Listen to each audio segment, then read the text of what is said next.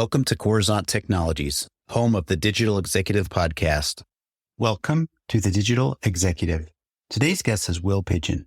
Will Pigeon stands at the helm of Tablet Command as its CEO and co-founder, steering the company to the forefront of emergency response and incident command management solutions. A native of the East Bay, San Francisco, Will's journey took him to San Diego State University, where he delved into computer science before securing a BS in information systems. While attending San Diego State University, he began his fire service career in 1998, taking on roles from firefighter and paramedic to fire dispatcher and flight rescue medic, primarily within the San Diego region. In 2005, his path led him to the Contra Costa County Fire Protection District, where he started as a firefighter paramedic before ascending to assistant fire chief in 2018.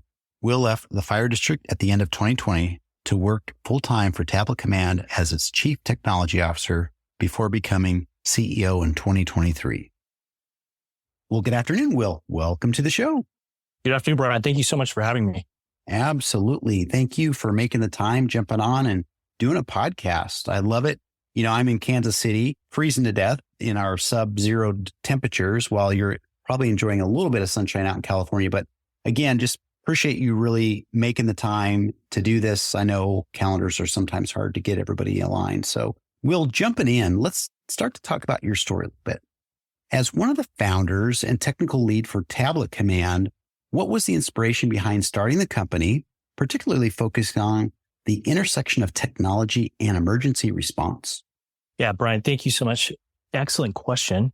So it reminds me, in terms of the intersection, it reminds me when I was in the fire service down in San Diego. I remember there was an engineer that I worked with down there who said, while I was going to school at San Diego State, I was starting in computer science, ended up in information systems. I remember this guy that I worked with saying, there's no way that computer science or information systems has any like intersection, if you will, with the fire service. And I was a brand new firefighter, and I just kind of held my tongue at the time and just kind of smiled.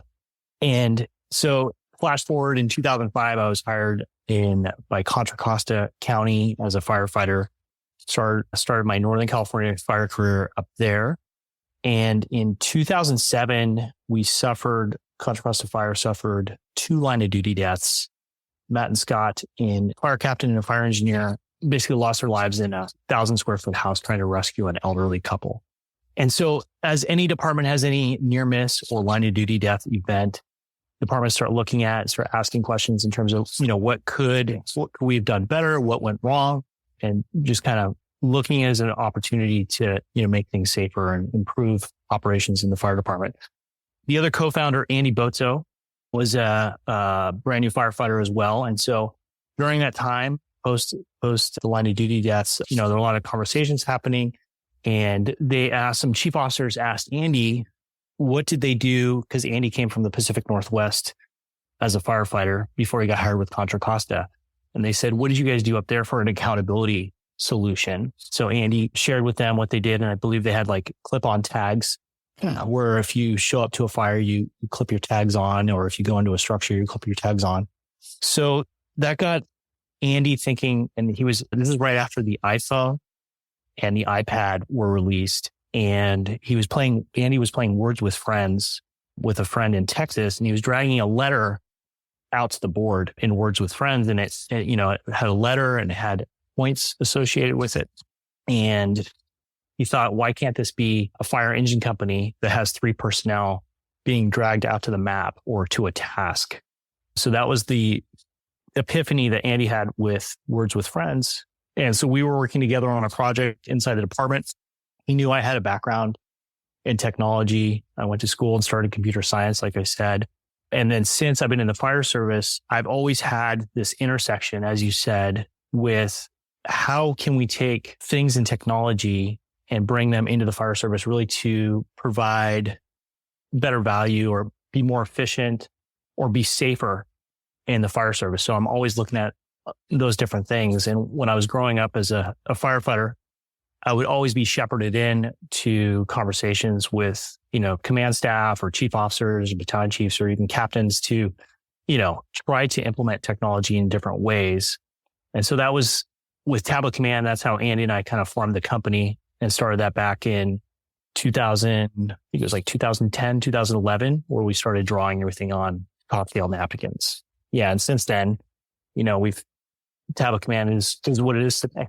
Thank you. I appreciate the story. I mentioned earlier, my dad was a firefighter for many years, and first responders are so important to our daily lives, and I appreciate them so much. So I appreciate the story and how this came together. And of course, I'm a technologist, so this all resonates with me.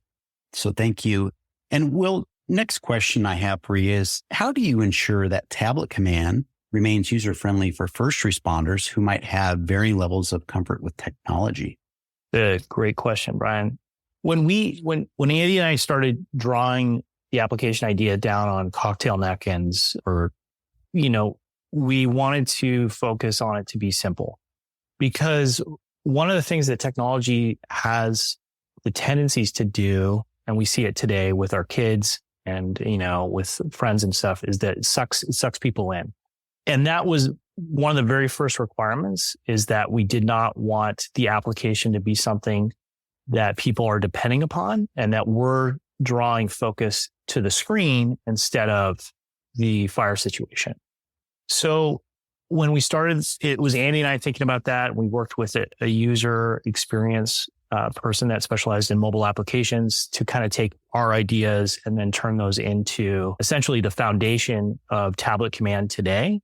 And since then, we've worked with, we've lived the fire service and we've lived our applications. Andy's still using it today as a acting battalion chief in Contra Costa. I used it for many years as both chief officer as a captain. So you're always thinking about how the application is being used and what your actual focus is on. And then flash forward to today, when we're designing the application or adding new features today, we still are always thinking back to that, where we do not want to be a distraction. We want the user interface to be very simple.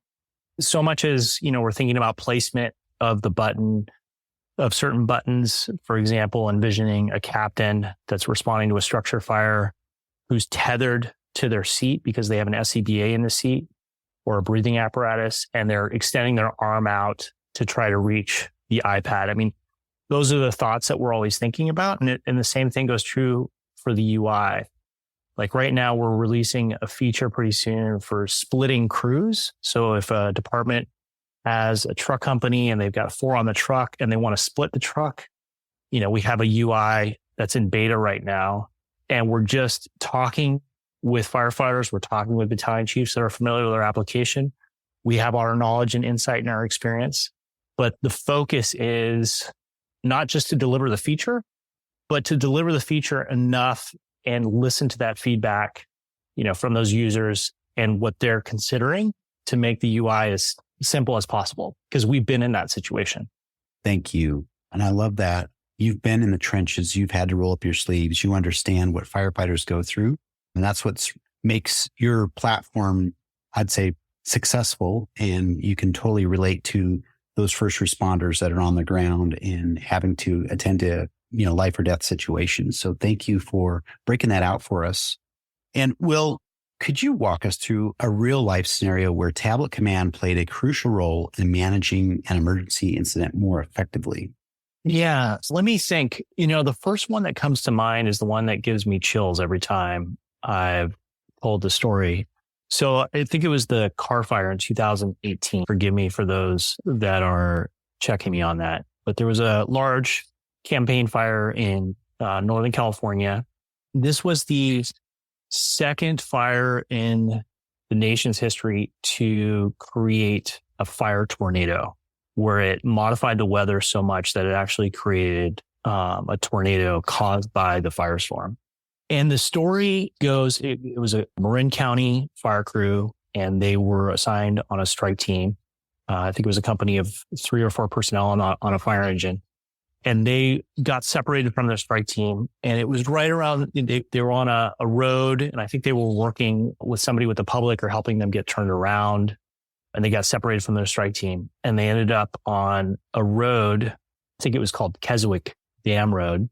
And at the time that they got separated from the strike team, this is when the conditions started to change to conditions so bad that, they described it essentially as like blackout conditions. And I believe this was in the middle of the day, to give you an idea in terms of how smoky and how the conditions were.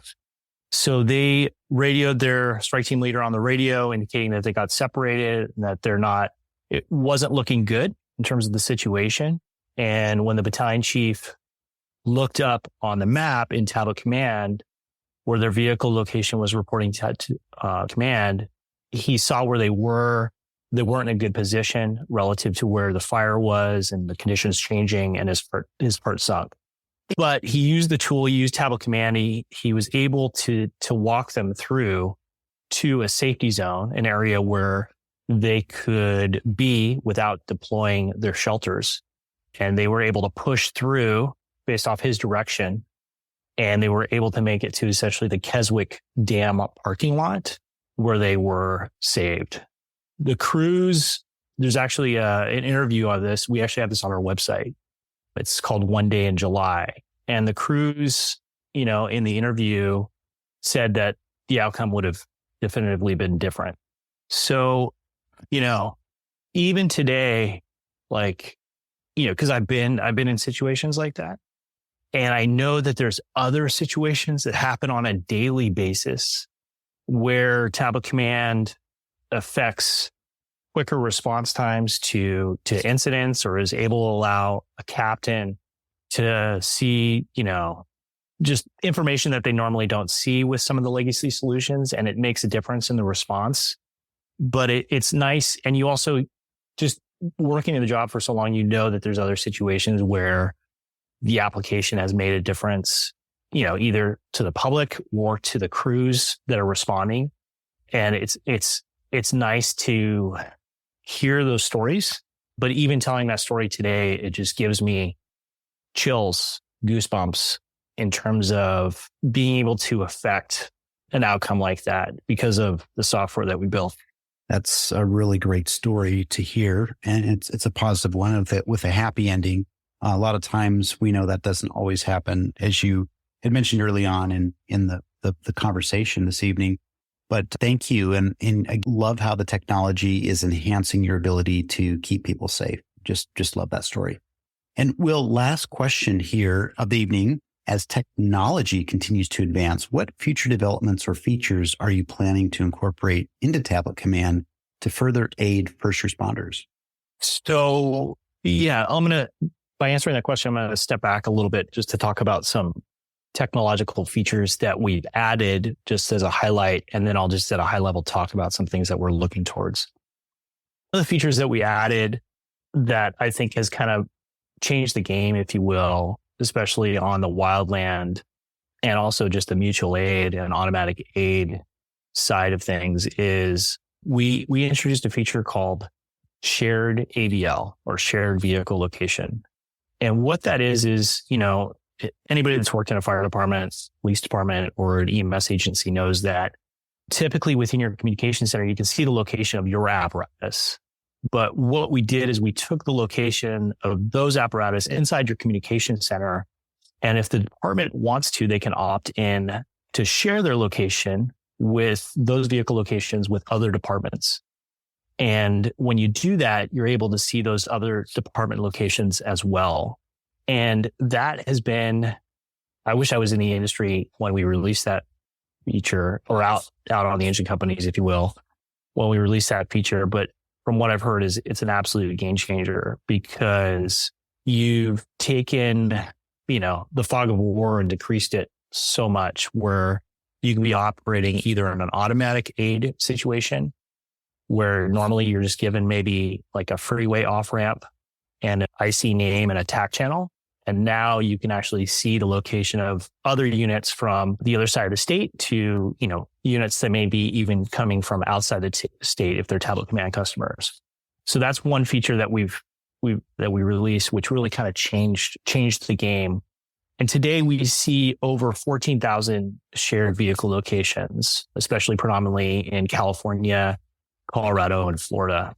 So in terms of, to answer your question, what are we looking at? We're looking at building things, like I mentioned, splitting crews from like simple user interactions like that. But we're also looking at more advanced features like being able to share other things, potentially like incident data or map data, those type of things, and some other things that I can't actually talk about because I can't mention those things.